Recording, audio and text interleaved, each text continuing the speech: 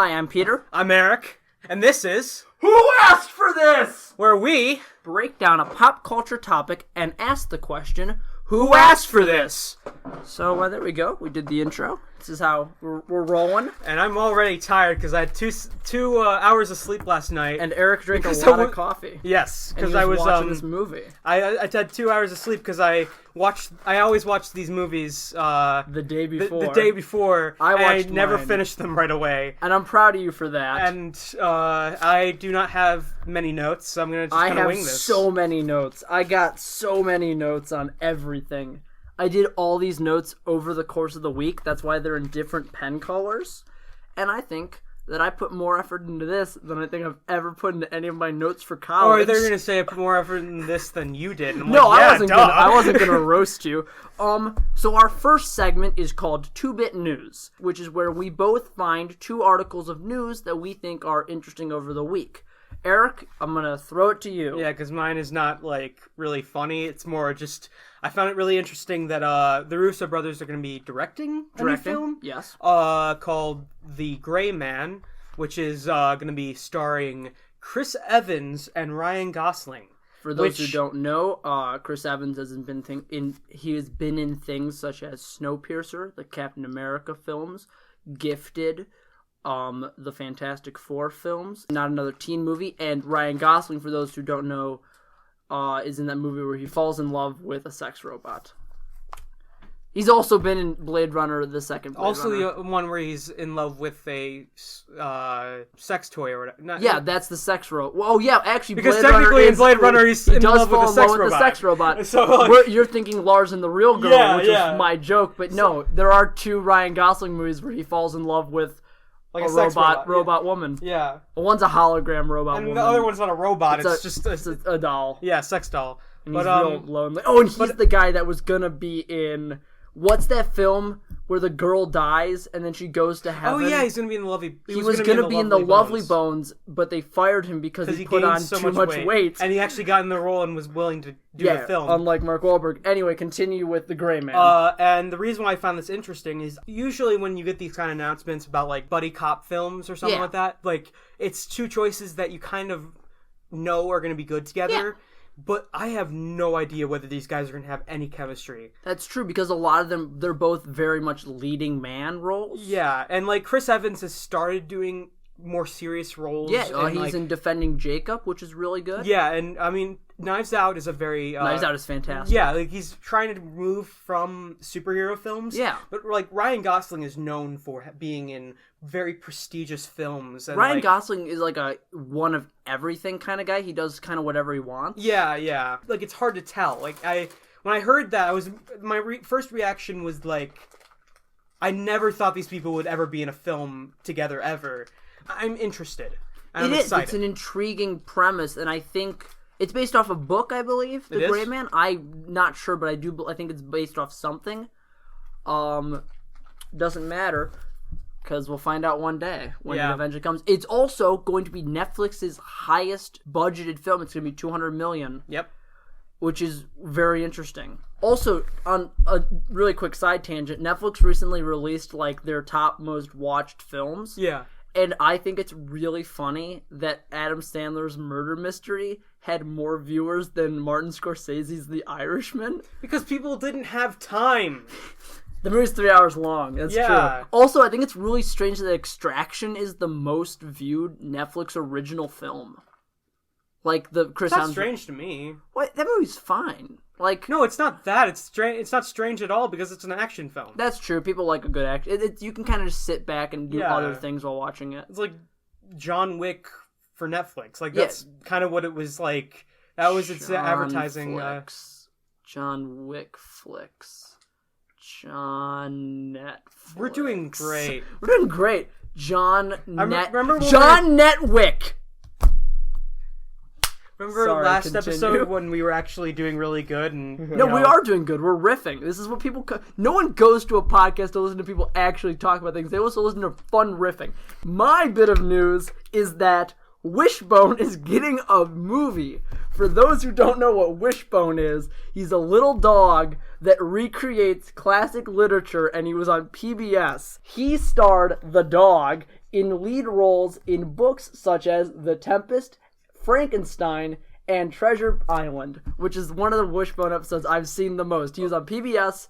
All you kids who grew up with cable and the Disney Channel and Cartoon Network, you have no clue what I'm talking about. But I didn't have cable as a kid. So in these shows, did he, was every character a dog? No. He was always the main character, and he was a dog, and no one else was a dog. It was just him. So in The Tempest... And he talks. In The Tempest, he was, what was the wizard's name? I don't remember. I've never read The Tempest. But who was he in that? He's the main character. He's the wizard. He's the wizard. So his daughter is a human. Yes. And he's a dog. And he's a dog. And in Treasure Island, he is Jim Hawkins, the dog. His mother is a human. Everyone else is... And in Frankenstein, he is Victor Frankenstein, and he is a dog. And he has created a human. And in Romeo and Juliet, I believe he is Romeo, and the woman is a human, and he is a dog. Anyway, I'm really pumped. I've always loved Wishbone.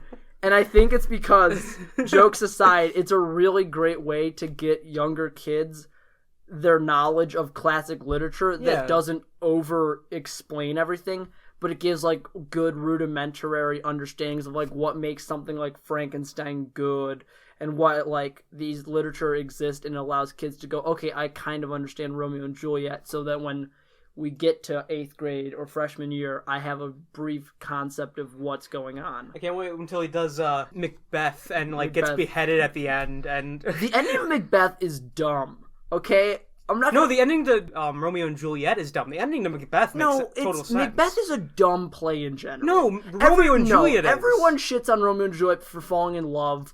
Macbeth turned to myrrh because his wife called him a pussy. Yeah, that's so. Honestly, he meets a bunch of witches. They're like, "You're gonna be rich and famous," and he goes, "Cool." He goes home to his wife. He goes, "I'm gonna be rich and famous. These witches in the woods told me." And his wife goes, "We gotta probably murder some people." That's kind of the point. He's an idiot and he's weak. That's why it's kind of fun. I guess, but at the very end, he dies because of a technicality. Yeah. Macduff is like, "I was a C-section baby, and I cut down these trees, and now I'm gonna fucking stab you." And I go, also, as a book, sure, but watching it play out, as a play is really boring, because there's, so many scenes of people sitting at a dinner table going, Mick Larson is... Everyone's named Mick. Well, because they're Scottish. Scottish. Everyone's reason. Scottish, yeah. And yeah. So it makes sense. You get a Macduff, you get a Macbeth, you get there's a guy who moves to England for 2/3 of the book, and then he comes back at the end. I think that's Macduff, actually. Anyway, I don't like Macbeth, but Wishbone does. And that has been... We say it together. All right, we're going to say 2-bit news on 3. Ready? 1, 2, 3. 2-bit news. Keep that all in. Okay, I was going to cut in between. Nope, keep it all in. Bet. All right, everyone. Now for what you've probably been waiting for. I don't know. What's the point of this podcast? Why are we alive? Who asked for this? No one asked for this podcast. No one asked for this podcast. But in 1982, people asked for the film Tron. And then in 2010... they asked for Tron Legacy. Yes, that came out in 2010. No one asked for the original Tron. Actually, Disney asked. We'll get to that, Eric. It's funny you say that, Eric, because we will get to why Tron exists. For those who have just tuned in, this is not a radio show. I don't know why I said that. But anyway, if you've skipped all the dumb banter in the beginning and just I want to hear about Tron, we both watched Tron and Tron Legacy, and now we're going to look at the history of how they both came to be. We're going to give a little mini review of it. We're not going to go step by step because that would take a long time. There's a lot of filler in Tron, the first Tron, but we're going to give more general thoughts about what we think about the concept, the characters, and the overall decision of it in our review section. But first, I'm going to give a little bit of the history of Tron 1982. Just to forward it, both of these films are kind of cult films. They weren't very successful when they came out, but over time people have watched them. Tron 1982 had a box office of $50 million on a budget of $17 million, which isn't too bad. Its director was Steven Litzberg, who also made films such as Animal Olympics, and he was a producer on Tron Legacy. Do you know what Animal Olympics is? No. It's an animated film about these animals who do the Olympics. Wow. And it's you really threw a curveball right there. No, it's really good, actually. You ever watch? You should watch it. Did you watch it because you just learned about it? No, or have you seen it I've before? seen Animal Olympics like 2 months ago. I think the whole thing is on YouTube. I think if you look it up, you can watch all of Animal Olympics on YouTube. Who's the guy from When Harry Met Sally? Harry. Who's Harry? I know what you're talking about. He's Mike Wazowski. Yes, He's in Princess Bride. I think Someone, is he? yeah, he's Miracle Max. Oh yeah, he is. Yeah, Someone's yelling at us right now. Yeah, he is. Somebody is. Who is it? He's really good. He did the gold. He's done the Oscars like 3 times. Harry met Sally. You're gonna be really mad at yourself. I'm gonna be really mad. Who is it? Billy Crystal. It's Billy Crystal. Billy Crystal voices like a news anchor who's like a sheep or something in Animal Olympics. Just to put that out there. Anyway, that's what. Wait, so it's not just like people are like everyone's an animal. This isn't like Wishbone. It's a callback. No, everyone's an animal, and they're all doing the Olympics. If Wishbone did the Animal Olympics, would everyone else be an animal or a human? Well, they're anthropomorphic animals. Would everyone? So, like, there's a lion. Yes, but that doesn't answer my question, Peter. No, Wishbone would be a dog. I understand that, but would everyone else be anthropomorphic animals, or would they turn into humans? I assume they turn into humans because Wishbone has to be the only But it would still dog. be called the Animal Olympics. Because he is an animal doing the Olympics. Anyway, Tron 1982 stars Jeff Bridges, Bruce Boxleitner, David Warner, and Jeff Bridges plays... Kevin Flynn? Yes, Jeff Bridges plays Kevin Flynn, Bruce Boxleitner, Bruce Boxleitner, probably pronouncing that wrong. Dillinger? Is he Dillinger? No, well, he plays Dillinger and he also plays Tron. No, he doesn't play Dillinger. Dillinger's someone else. Well, he plays Tron and Alan. He plays Alan, yeah. Which he also plays in Tron Legacy. Yeah. And then David Warner plays the Master Control. For those who don't know who David Warner is, I can't give you anything specific, but I will reference Freakazoid. He plays the Lobe in Freakazoid for all the 3 people who like Freakazoid. I love Freakazoid. Freakazoid is great. It's so non-conceptual. It's really out there. I love it. By the way, quick thing. Yeah. There's a whole Hello Dolly song number that David Warner sings as the Lobe, and it's Hello Lobie, and it's so good. Anyway, so, this is not going with the, organization for this, but I really need to get this out. I am so pissed at the fact that it's called Tron. In the fact that Tron is such a minor character and means absolutely nothing to the overall story. The Grid. Yeah, but no one calls it's not. That was not called the Grid till Tron Legacy. But like the program. Yeah, or something like that. Flynn. Flynn and his adventures in computers or some shit. Like, you know, I would definitely see a movie called Flynn and his adventures in some computers or something. I'd watch that. Anyway, it's just I am so angered by the fact that Tron. It means absolutely nothing to the overall, like, story, but it's named after him, as if he's the main character. He's not! Anyway. Oh, God! Anyway, for some fun facts about... It grinds my gears. It really Trons my legacy. Anyway, go on. Anyway, Stephen L., who I'm going to call him because I can't pronounce his name real well, he came up with the concept of the movie Tron when playing Pong. If you don't know what Pong is, it's the 2 bars in the ball and you go back and forth to try to hit them. He played Pong and he goes, what if a human was stuck in a video game? And so what he created was this is the 1980s. No, I'm just laughing at his face. Come on, it's an interesting idea. It's an interesting concept. So Stephen L. then made animation, very rudimentary animation of the light cycles, which we'll talk about later. Turned to even more rudimentary animation of the light cycles. Hey, come on. Come on, be nice. Anyway, originally he pitched it to both MGN and Columbia. It's MGM, not MGN. MGM. MGM. There's 2 MGM. M's. I have an M. I don't know why I'm saying N. MGM. I don't know why either. He pitched him to that in Columbia as a cartoon, and they're like, no, get out of here. And then Disney goes, okay, we've seen your animation. What we could do is we could do it as a live-action animation crossover. And so, to beg the question, who asked for Tron, the movie Tron, in 1982? Disney did. But not all of Disney, actually. A lot of their chief animators at the time refused to work on Tron because they saw computer animation as a threat to hand-drawn animation. Now, in fact, actually, a lot of Tron is a mixture of hand-drawn and computer animation. A lot of the backgrounds are hand-drawn animation. They seem like Matei paintings, or something like that. When they have the spiders at the near the end, that's obviously all drawn out. Like, that's not 3D. But stuff like the light cycles and the the staple ships and the tanks, all computer animated. Also, Stephen L. had some stipulations about this movie. He mainly wanted no guns, which is why in the movie you have characters with discs and balls and like things like that. A lot of hand-to-hand combat. Also, fun fact, Tron is a movie with a lot of computer-generated effects. And in fairness, it's very revolutionary in that way for how much it relied on them. Yeah. The Academy at the time snubbed it because it saw that CGI and computer VFX were thought as cheating. So that's a brief history of Tron. It made its budget back, which is very nice. It broke even, but it didn't make a lot of film. It wasn't a commercial success.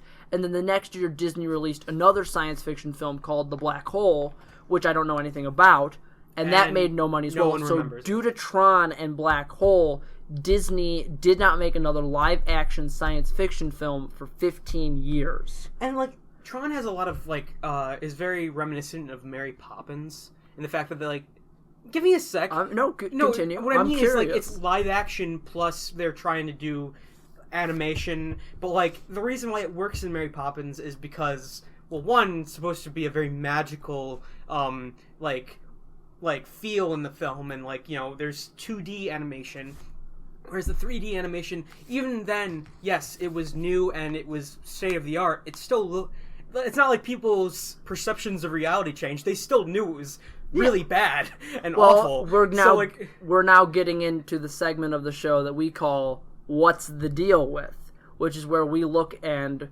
share our personal thoughts on the film. And for those listening, Eric and I have very different thoughts on the movie Tron. I'm going to quickly just get some of my stuff out of the way because I didn't go into very much depth about my thoughts. I have very simple thoughts. I like the world. I like the world of Tron. I think it has a very original look.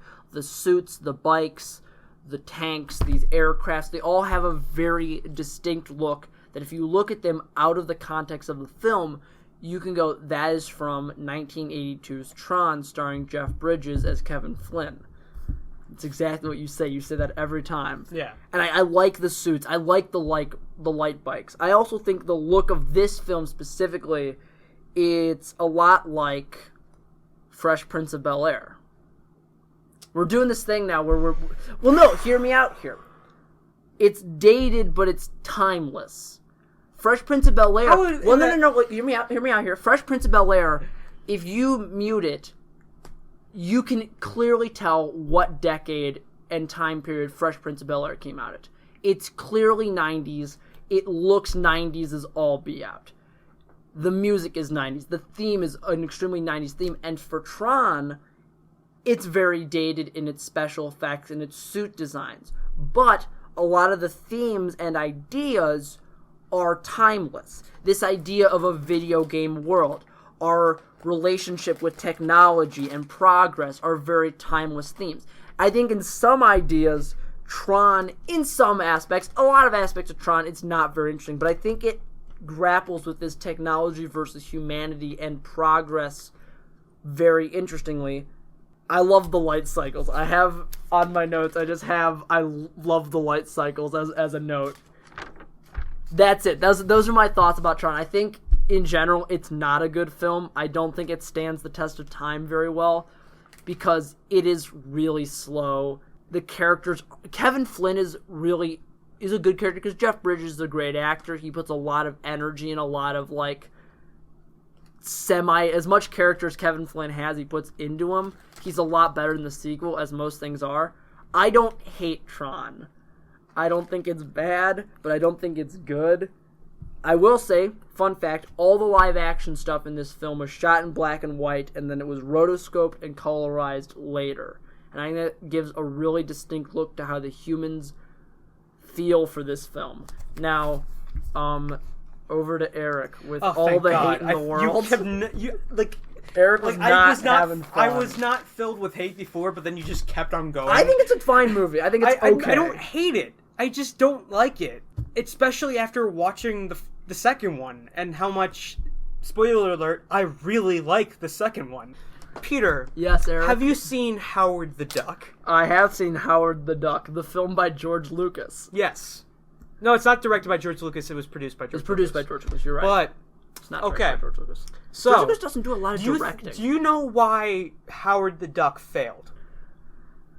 It's a loaded question, Eric. I don't think anyone was ready for a duck and a woman having sex. There was, well, yeah. I don't know if any of you couldn't hear the fact that our producer was raising his hand. He was ready. Yeah. Anyway, the fact that there's both duck boobs in this film. We're talking about Tron, by the way. No. Howard the Duck. Howard the Duck. There's duck boobs, but also the words quack foo are used. Yes. Well, quack foo is a comics from the comics. Yes, no, I know, but like, it's just like, very silly. It doesn't work because it's both. It's this movie that is like got slapstick comedy for children. It's got these very childish jokes matched with like this duck's about to have sex with a woman, a human woman. Very adult themes. Very very Wishbone kind of like. Based on my limited knowledge of Wishbone, a show exactly. I watched when I was 10. But Wishbone never had sex with any human women. No, but it's implied. He is a dog. But anyway, and it's like it doesn't work because it doesn't know what demographic it's going for. And I feel like, yes, there are no duck boobs in Tron, but the thing is, it kind of goes with that because it doesn't know what demographic it was going for. It's made by Disney, so it was trying to go for a more like magical, like epic experience for children, but it's also got computer lingo. Got computer lingo, and there's that whole corporate scene, espionage. There's and that like, whole scene where Kevin Flynn explains that he was a Bond salesman to these what, programs. How is any for kid those who don't understand know? that? For those who don't know, all the people within the grid are referred to as programs, whereas any humans that enter from the real world are called users. This is important to know because they use program and user a lot within both Tron films. No, I think that's a fair point. I'm not done yet, Peter. I let you speak that entire time. Let me speak. I'm letting you go. I was just saying I agree with you. God damn, Peter. Anyway. I've done nothing wrong. Anyway, it's an annoying film because everyone seems so annoyed by the things that they say.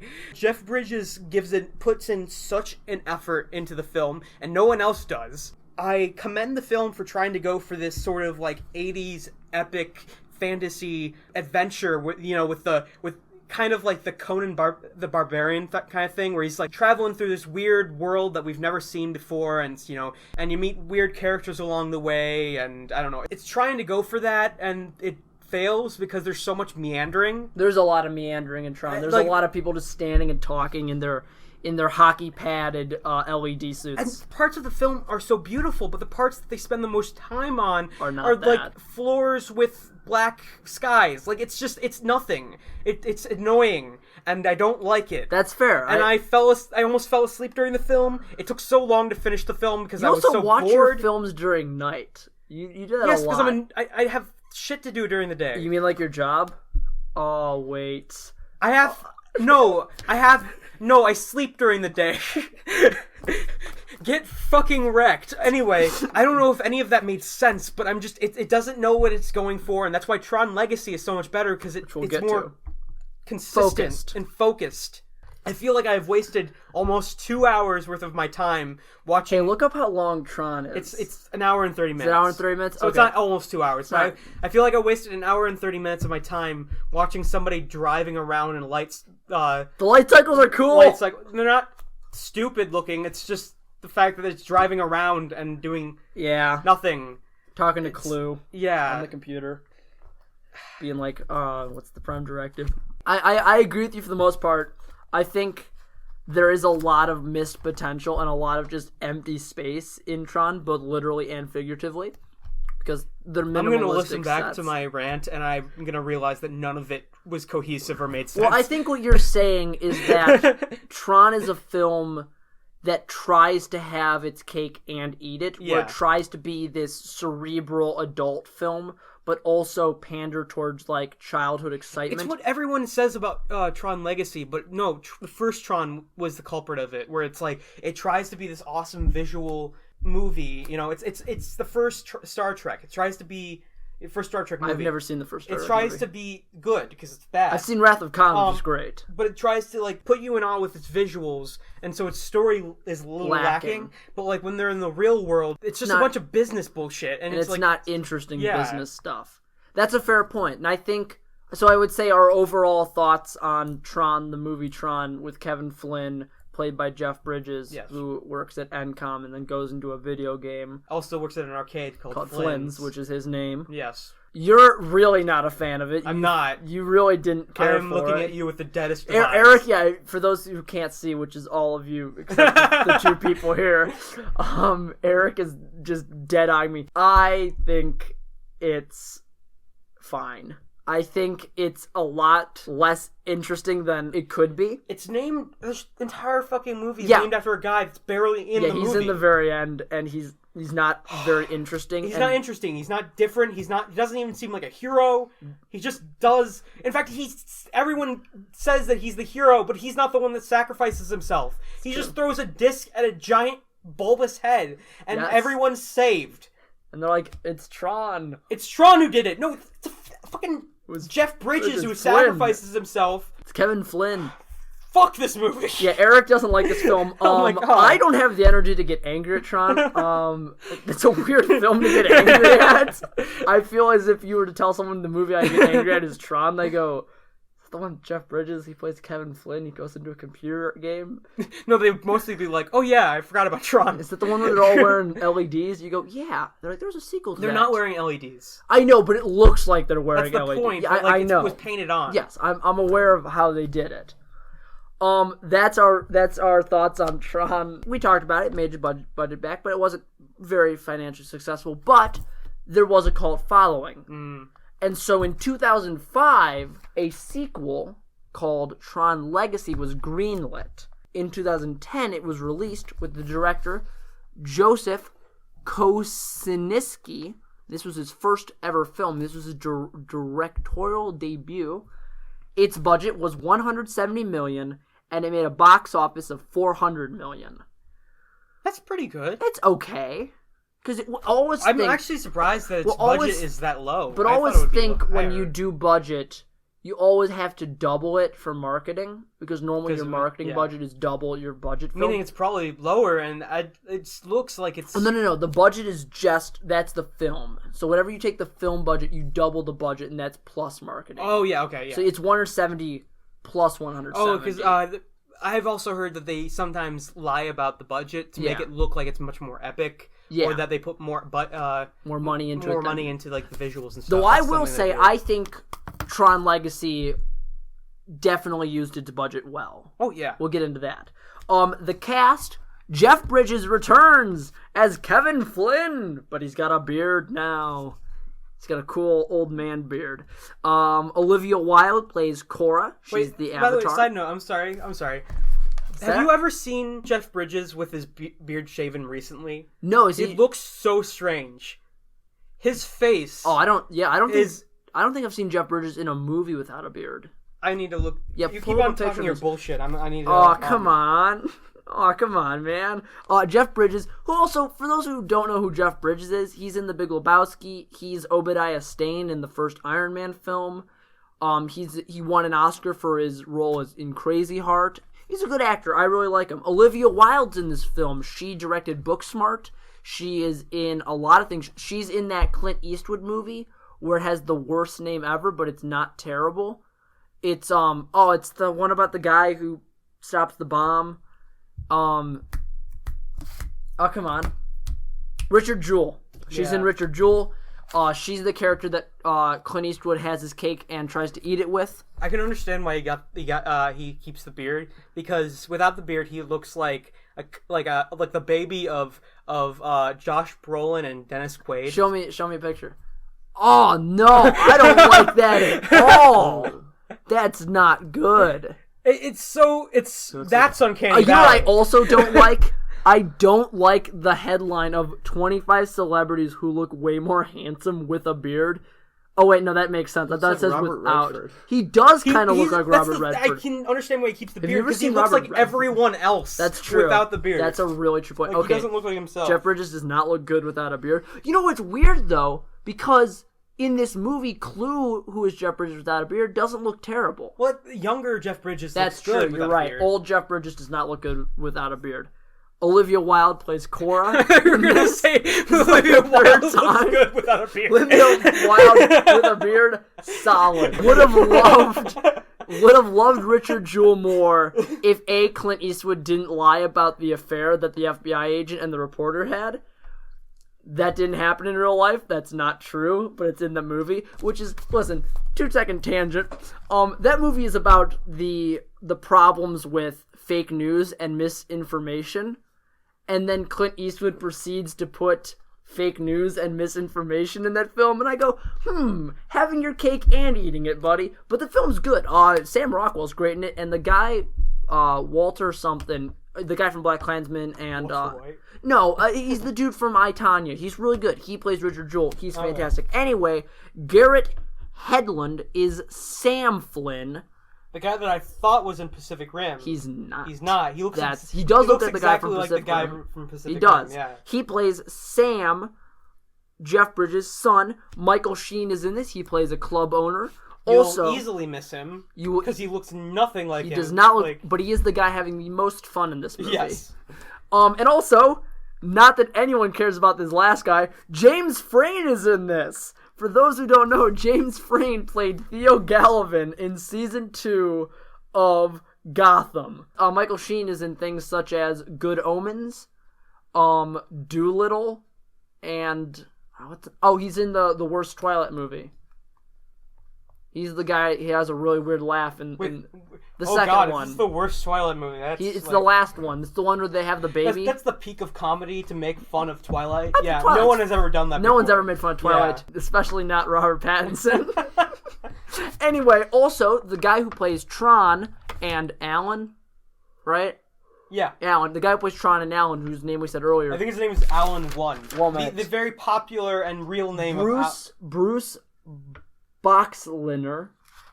The real name of Alan 1. Alan 1. And that's spelled O-N-E. Yes. He sounds more robotic than his alter ego Tron. He returns as both Tron and a younger version of Alan.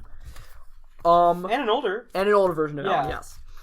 And he proves himself to actually be a better... Because now that he knows that he's getting more money for it, he's actually put more effort into it. Whereas in the last movie, he did not care. He also, I believe, voices the character of Tron in the amazing animated show Tron Uprising, which I love, and it was canceled because we can't have anything good. Anyway, no one watches Tron. No one watches Tron stuff. I don't understand. Like, Tron Legacy Legacy looked so good. Why didn't anybody see it? Tron Legacy has less fun facts about its creation and who asked for it.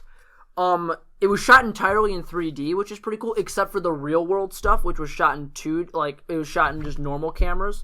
And they used 3D cameras and stuff for all of the Tron on the grid stuff. I will complain about it the way we obviously both saw this on Disney Plus. Yeah, I got this from. I saw it in theaters when it originally came out. I distinctly remember. So did I. Yes, I'm talking about recently. Okay, yeah, for our. But I got this from Red Letter Media. They did a video on it. There's parts where they go to not just widescreen. They get rid of the widescreen bars and they immerse you even more and stuff, and it looks bigger. And which would make more sense than a big old TV. They got rid of that. Oh, really? That's what they did with The Simpsons. Yeah. They shrunk the bars. Yeah, they're like, oh, screw experiences. We're gonna Well, I didn't notice that. There were times in the movie that put you in the eyes of Sam Flyn. Yeah. They would get rid of the widescreen bars and make it full screen. Just for short periods of time to make it the visuals even more impactful. Okay. And it works, but they don't do it on Disney Plus because they're like, screw that. Also, who's watching Tron Legacy on Disney Plus? We were. I'm sure some people are. I'm sure Disney has numbers of who's watching their stuff. They have to. Anyway, irrelevant. I had to search really hard to get Tron on. You just searched Tron. Well, yes, but like I thought I could get it from like they hide it. The only way you basically is it over could get there it, with Inhumans? The only way you could basically get it is by looking it up because for some reason I think you don't go to like Adventure or Sci-Fi. Yeah, it's not there. Oh, okay, that's interesting. You have to look it up. I have less notes on Tron Legacy because I wrote my Tron Legacy notes yesterday, so I have like 3 things for Tron Legacy. But you watched it very recently. Yeah. We have a lot of thoughts on it. On 3, we're gonna say whether we thought it was good or bad. All right, 1, 2, 3. Good. All right, yeah, I think it's great as well. Yeah. I was actually blown away by how much I really liked Tron Legacy. I like that stylistically it updates the design of the original one while still making it feel like it belongs in that universe. In the podcast we recorded before this, which is probably never going to be released. So we mentioned Tron Legacy in it and how much we liked it. Yeah. Based on memory. Watching it again, I realized that my love for that movie when I watched it is totally reasonable. Like I was a kid, obviously, but like it's not one of those movies where you look back and you're like, I liked this. I was not surprised that I enjoyed this film thoroughly when I was a kid, because this unlike the original Tron was a very accessible film to kids. They didn't have to wait very long to actually get to the grid. Which is also called the grid in this. Yes, which makes sense. Yes. Also, the business stuff is not full. Like, not every program in. It's not a bunch of people going. I used to be this kind of program that like did this kind of business bullshit. No, they're just programs. They're CPUs. That's it. There's no complicated bullshit that kids have to understand to make it like film. It's not. There is some fun corporate espionage. Yes, though. But that's the thing. It's done differently than in the original film. In this one, it's visually and it's extreme.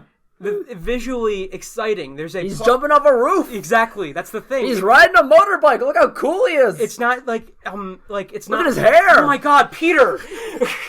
Oh fucking hell, Peter! You gotta cut that out.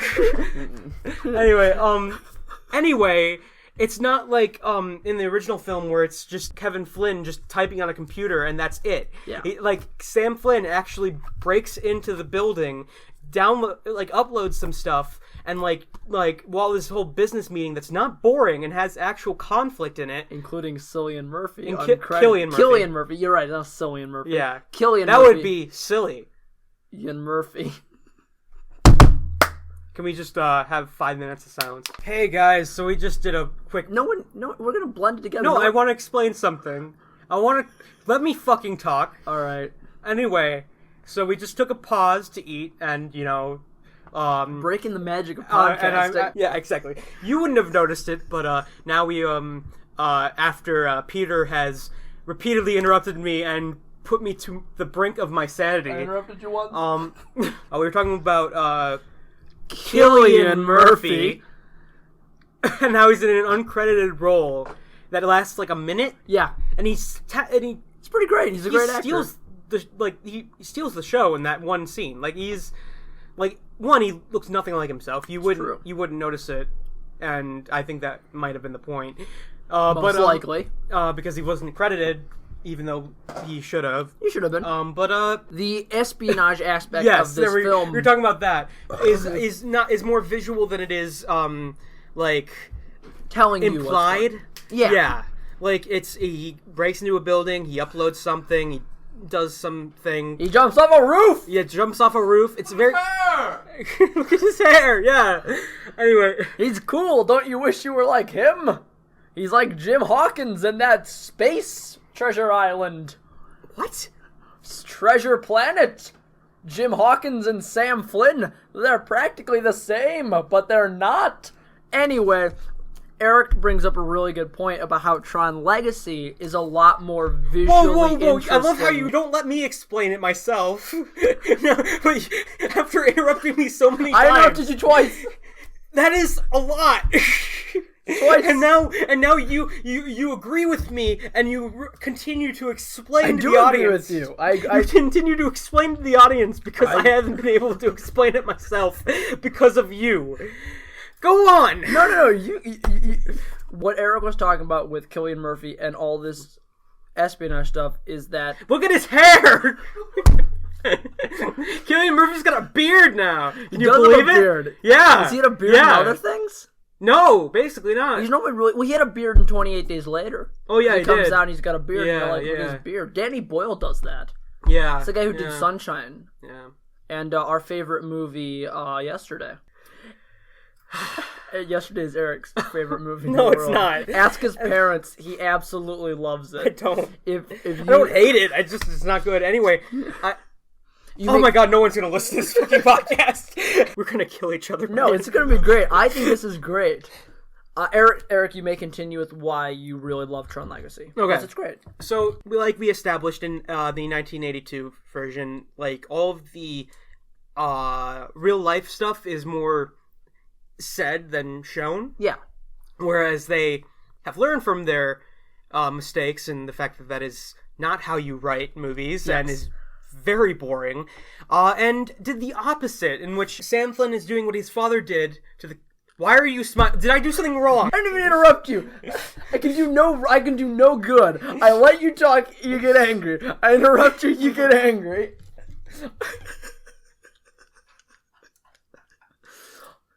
Look at his finger. So, but you were saying... Anyway. Show don't tell. Show don't tell. Sam Flyn is doing what his father did, but, interestingly... Like, like, the whole sequence where, Sam Flyn is using Clue to be the, he's typing into a computer, and Clue is, paging him and stuff that we learn about later. No. I mean, like, in the original one, where Clue's, like, in the tank or whatever. Yeah, he's in the tank. I like that scene. Yeah, no, but it's not... It's not as interesting. It's not as interesting. Visually. Because also, the thing I love about the new Tron, you experience the grid with Sam Flyn, but in the first one, it's introduced like in the first scene, and it doesn't feel. It feels like it's just another. It doesn't feel like when you get in there, it's amazing. It's just like, and the thing is, once Kevin Flynn gets in there, he's not even amazed. He's with us. He's like, this is ugly. But when Sam Flynn gets into the new one in the grid, it's like it's this amazing dynamic world, shot of going around him and showing these this metropolis it's beautiful and well lit. It is, and it's just done so much better.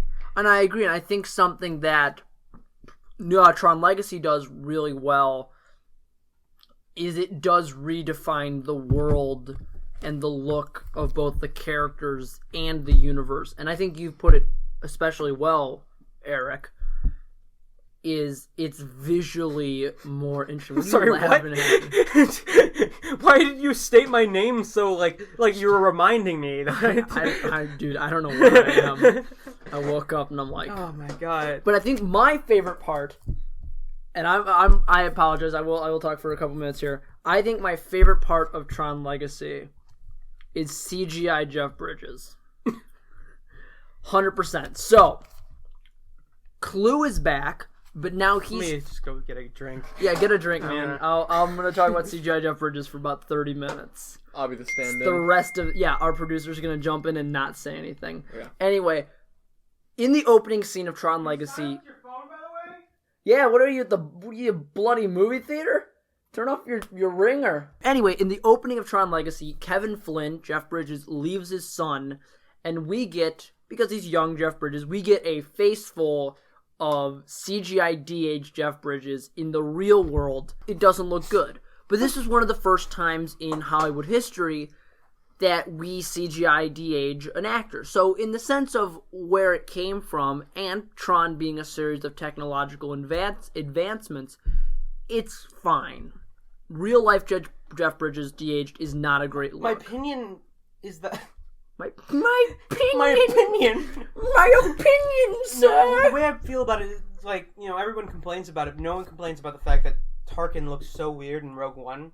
I feel like it's better. People complain about People Do? really. Oh, okay. Oh, dude, it was like the thing. Because it he's so creepy in that film, not because of the performance, but the way he looks. I think just... And I feel like Yeah. CGI Jeff Bridges has done better than that. I think it's... And everyone shits on it, but it's like, it's not that bad. I don't think it's great, but I also Like, think it's you have to noticeable look... at times, but like, it's not like so detailed that it's like, just jumps out at you. I think that's that's a perfect thing to say, because with Tarkin, they really tried to get him to You get all of his pores, which are bigger pores than human... And the cheekbones and the eyebrows and the eyes. It's because there's a difference. They had to create a dead guy in Rogue One versus they had Jeff Bridges around. They could mold his face. They could put the dots on him and everything.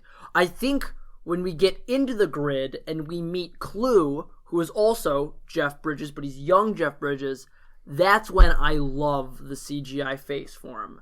Because it falls into the Uncanny Valley. For those who don't know, the Uncanny Valley is whenever something machine tries more and more to be human, we as humans are more and more distrusting of it.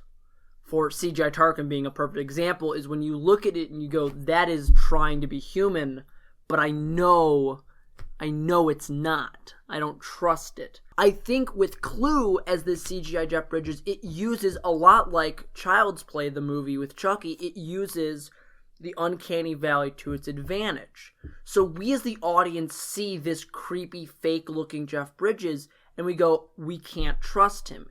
That's not really a human, and Clue isn't. Clue is quite literally a machine trying to be human. So that works really well within the context of this technology versus humanity that has been at the core of both Tron films. Mm-hmm.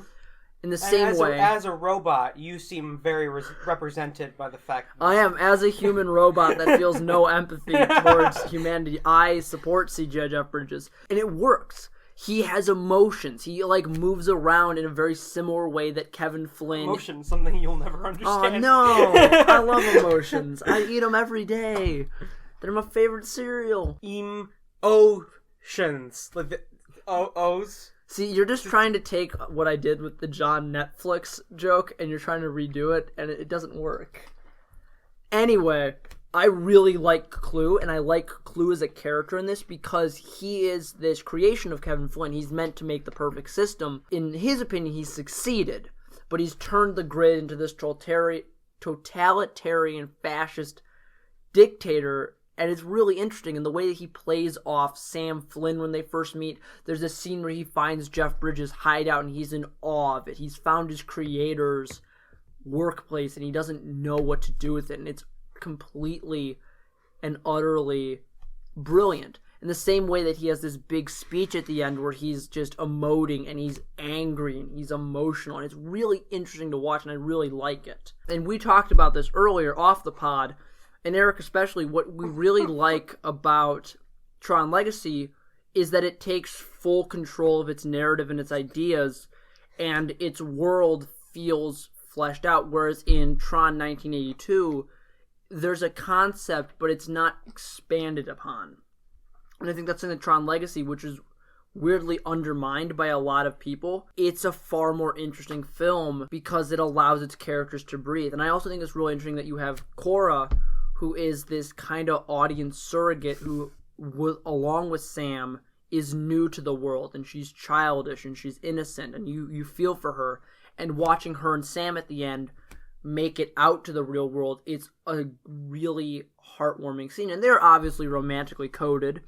They're gonna hug and stuff. Coded. it's computer. Yeah, coded. Computer. Yeah. Yes, thank you. That's actually really funny. I don't get why you didn't get that. No, I like that. That's my input. Thank you for the riff. Yeah. And Jeff Bridges' sacrifice and the way that it finishes up his relationship with Clue, and how Clue is this kind of fallen angel from the god that is Kevin Flynn.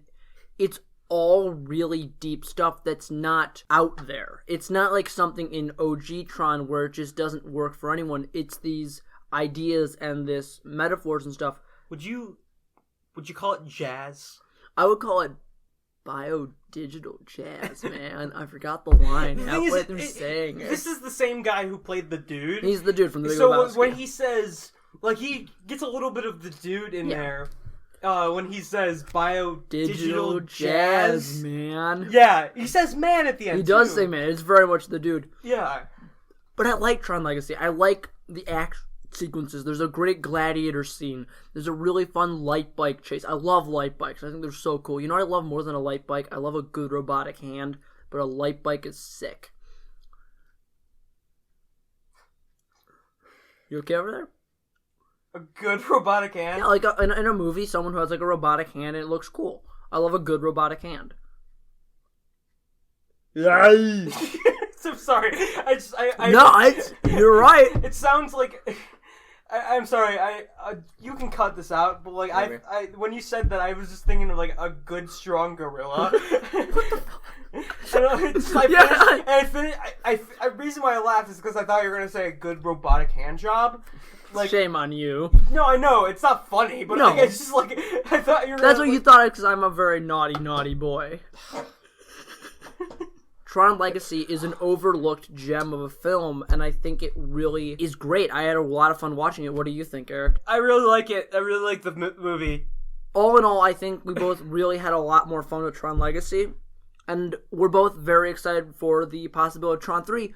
We didn't even talk about the music. Daft Punk does the music in this film, and it's utterly spectacular. They have individual themes for each characters, these moments. The Rinsler theme, the Son of Flynn, Clue's entrance into the grid. These are all song names, obviously. And all names that sound like you came up with them on the Yeah, it spot. does sound like I came up with them on the spot. These are all song names, and they're all really good. Son of Flynn is when he's in the tunnel and he's on a motorbike and he's super cool and awesome. And he's the son of Flynn. He's the son of Flynn, Sam Flyn. Yeah. Look at his hair. Look at his hair! Look how cool he is! You too, kids. You too can corporate espionage like Sam Flynn. He's essentially Jim Hawkins. $49.99. No, but I really like Tron Legacy, and so does Eric, and we both really recommend watching Tron Legacy and not Tron. Thank you for speaking for me, because I'm too Eric's too lost it. dying. You're not gonna know why. We had off-air stuff. Yes. It was We're not gonna get into it. Peter said some things that They're very funny, and you won't ever get to hear them unless you pay us $20. Yeah. Subscribe to our Patreon to hear hot, juicy stuff. No, we don't have one. It doesn't matter. I'd like to give a word for our sponsor today. It's Squarespace. Squarespace? No, we don't have a sponsor. It'd be great if we did, though. Circle Space. It's Circle Space. It's the disc. The grid. The grid. We would like Space. to thank NCOM for supporting us. It's a sick Tron joke. No, but all in all, that's the review of Tron Legacy. I think we're gonna get into our next segment. Are we? We're gonna get into our next segment, Personal Bees. It's what's a buzz in our life. So, Eric, what's up with you? You watch anything recently that's not Tron related? Or is anything... broke me. I broke you? Yes. With that joke. God. I will never be the same. All right. Anyway, Eric, what's a buzz in your life? What have you been watching? It's Personal Bees time. I finished watching the anime Evangelion. Oh, yeah. Yeah. You really like that. Yeah, I did. It's very strange. The ending consists of every human being going into a singular giant egg, and being one mind, and a giant naked girl lifts the egg. The main character's like, no, fuck that, I want to be on Earth, and everyone's out of the egg. And it's a very big egg. That sounds about it. I just watched Cowboy Bebop recently, which I think is really good. Very good. And I'm not listen, I like a Ghibli film. I like a very calm, sweet anime. I haven't watched a lot of the weird, psychedelic, Billions of Swords anime. I watched a little bit of My Hero Academia, which I think is pretty good. But no, Evangelion, what you've told me about it sounds really interesting. I don't know if I'll ever watch it because it sounds interesting. It's a coming-of-age story, but it has robots. Yes, that is exactly how he pitched it to me. What have I been watching like or RoboCop reading? RoboCop 2. The famous coming-of-age film, Exactly. RoboCop 2. We're not talking about RoboCop 2. I swear to God. We're not going to talk about RoboCop 2. This is the Bruce Willis scene in Looper. We're not talking about RoboCop 2. I watched Pinocchio. Disney's Pinocchio, and it's really good. The animation is really solid. It's fun. It's lively. There's a lot of great movement. I really liked it. I advise that one if you're looking for something easy to watch that's not a lot of subtext, not a lot of messaging. By the way, that was not a suggestion for Evangelion. Oh, do you not suggest that people watch Evangelion? It's a huge commitment for one, and two, it could be very uncomfortable to watch. So it's like a relationship. It disappoints you in the end. Oh, now I'm sad. It's okay. Oh, now I'm just real sad. I'm bummed out about relationships. Not that I've ever had one. Ah. Anyway, Pinocchio's great, man. I love Pinocchio. I think it's a really fun movie, and I think it's one of those overlooked, like, early days Disney films that doesn't get enough respect. Well, I also finished season 1 of FX's Legion, which I will not go into super in-depth because it's a really amazing show, and I would rather that anyone listening go off and watch it themselves. But it's a film, not a film, it's a show. It's a TV show by the guy Noah Hawley who did Fargo, my favorite TV show of all time. It talks about memories, it talks about repression, it talks about how we view ourselves differently through our own prism of memory versus how other people see us. It's fantastic. It's all X-Men based. You should definitely watch it. I had a really good time with it. Also, I've been watching Boardwalk Empire and The Sopranos, both very, very good. Another one is okay. It would be the miniseries Perry Mason. The new one. Yeah. It's Matthew Rise from The Americans, isn't it? Matthew Broderick. Yes. Matthew Broderick, Yes, my no. least favorite actor. No, it's entertaining and it's clearly inspired by like noir film, but like there's some aspects that they weren't executed well. Okay. And I will not get into that. We could do a review on it, but you don't have HBO Max. I'm working on it. But also I've been watching Ben 10. And how is that? First series, very good. Which very entertaining. What series is that? The one where he's a little brat, little like. Then Is that alien? No. You can talk. I've been told by my director that Oh. Is that still recording? Yeah. Power went out. It wouldn't not stop recording. Okay. Power just went out, boy. Oh yeah, power Right. just went out. Oh, that's weird. It's a nightmare. Okay, yeah, no, Ben 10's a classic show. I never watched it. Alien Force is also really good. Ultimate Alien, that's a mixed bag. I've never watched you get, Ben 10 because you I get- didn't have cable as a kid. You get what is this? What's the dinosaur's name? Humongosaur! Yeah, you get the Humongosaur Wait. singing. Humongosaur! Did you ever? I told him to send that to you. Yeah, I Did couldn't you ever because send I it to can't me? take a screenshot. Oh, that's right. You've shown that to me before. Yeah, and it's beautiful. It is beautiful. You went watching it's- Ben 10 and Boardwalk. What season of Boardwalk Empire are you on? The first one still. Okay. It's Have you very met good. Michael Shannon yet? Yes, he's introduced in the first That's episode, true. Van Aldren's there, yes. and he's consistently annoying in every episode. Oh, but he's great. Like you're meant to hate I him. love Steve Buscemi. Well, yeah, Nucky. Michael Shannon. I love Michael Yeah. Shannon. Nelson Van Aldren. But like as an actor, but like his character is really annoying, understandably. Yeah. It's meant We to be get that so way. much better. I've shown you the Like, iron scene. you know, but yeah, like in that show, everyone is basically a horrible person. Yeah. And yeah. Anyway, We love that. Very nihilistic. Sopranos is very good. God, this is riveting. The thing about Sopranos is it doesn't have like overall arcing plots for every season. Every episode is its own conflict. Oh, that's that is, interesting. Is resolved by the end of the episode, and like it deals with like some like the first episode deals with like basically toxic masculinity. It's really like he goes to a therapist, but he doesn't want to be a therapist because like like men don't do that. Yeah. Like, it's but like it's really it's honestly a really good character study on a mob boss.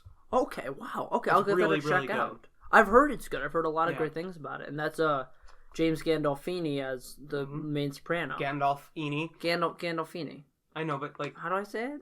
you said it right. Did I I say was it just right? making a pun. Oh, okay. You're just making fun of me. Gandalf Sweeney.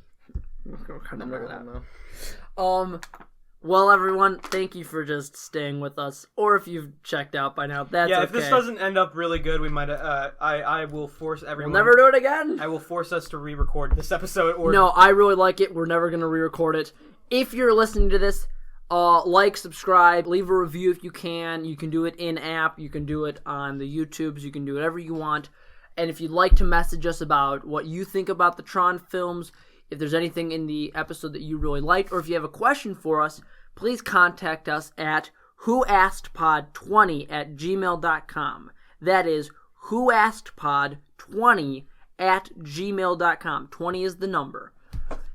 Well, that's the wrap up. We had a really fun time, and we got one email though, right? Oh, we do have one email from my buddy Griffin, and it is, in your opinion, what is the best Monty Python film? Holy Grail. I really like Life of Brian, but that's more of like a linear storyline, whereas Holy Grail. I didn't laugh as much in Life of Brian as I did in like Holy Grail. Holy Grail is great. I for one am not a big fan of The Meaning of Life. I have yet to see it. Loves it. I'm not a big fan. I don't like it.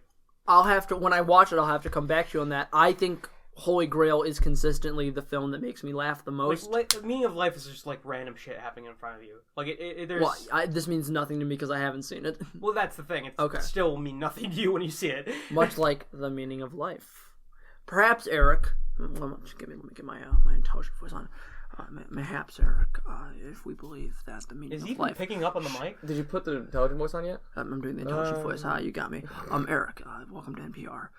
Your opinion on the meaning of life, the film by Monty Python, that it is random stuff happening in front of you that is not funny or interesting, perhaps could be about the actual meaning of life, how often it is just meaningless stuff happening around you that you don't like.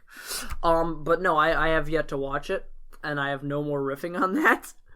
But no, I think we both agree that it is Holy Grail. I know what a hot take that Monty Python the Holy Grail is a funny, great movie.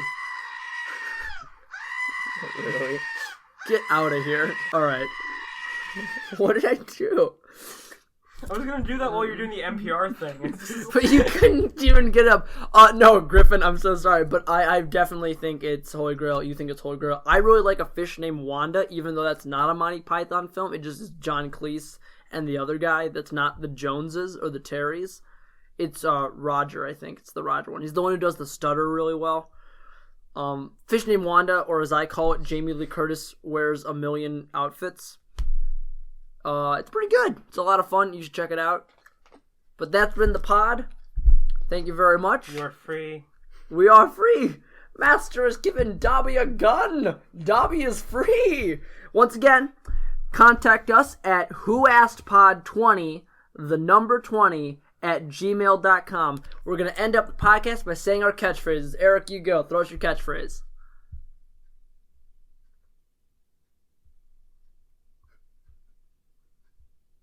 All right. Give me your face. That's been the podcast. Thank you very much.